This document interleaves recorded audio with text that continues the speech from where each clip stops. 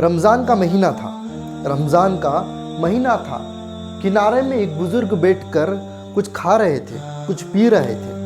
اتنے میں کچھ نوجوان ظہر کی نماز پڑھ کر اس گلی سے ان کا گزران ہوا تو اتنے میں دیکھتے ہیں کہ ایک بزرگ آدمی بیٹھے ہیں اور کچھ کھا رہے ہیں اور کچھ پی رہے ہیں۔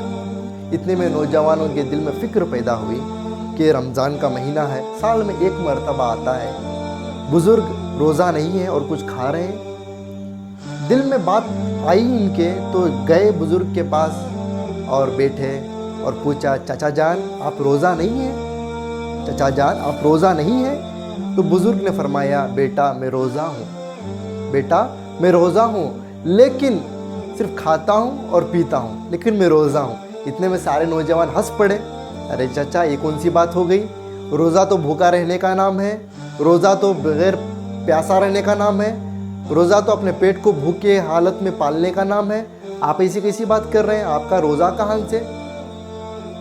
تو بزرگ نے بڑے پیارے انداز سے یہ عرض کیا، بیٹا میں کان کا روزہ رہتا ہوں، میں کسی کی برائی نہیں سنتا، بیٹا میں زبان کا روزہ رہتا ہوں، کسی کی برائی نہیں کہتا، بیٹا میں آنکھ کا روزہ رہتا ہوں، کوئی بری چیز نہیں دیکھتا، بیٹا میں پیر کا روزہ رکھتا ہوں، کہیں بری جگہ چل کر نہیں جاتا، بیٹا میں ہاتھوں کا روزہ رہتا ہوں، کہیں میں غلط حرکت نہیں کرتا۔ اتنے میں سارے نوجوانوں کے چہرے پر مایوسی آ گئی، ارے چچا جان نے ایسی کیا بات کہہ دی؟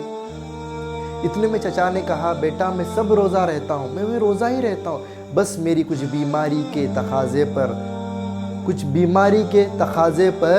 میں صرف پیٹ کا روزہ نہیں رہتا، لیکن سارے جسم کے اعضاء کا میں روزہ رہتا ہوں۔ اتنے میں چچا نے اور ایک نوجوانوں سے سوال کیا، اے میرے بچوں کیا آپ کا روزہ ہے؟ اے میرے بچوں کیا آپ کا روزہ ہے؟ اتنے میں ایک نوجوان افسوس کے ساتھ یہ کہا، نہیں چچا میرا روزہ نہیں۔ تو اسی کے ایک ذریعے سے میں آپ تک یہ بات پہنچا رہا ہوں میرے بھائیوں بہنوں۔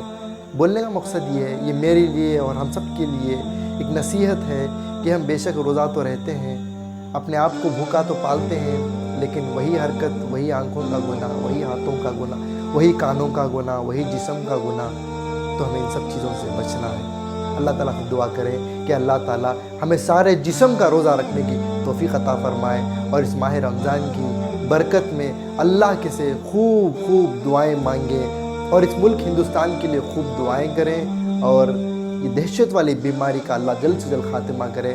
جزاک اللہ خیر۔ السلام علیکم ورحمۃ اللہ وبرکاتہ۔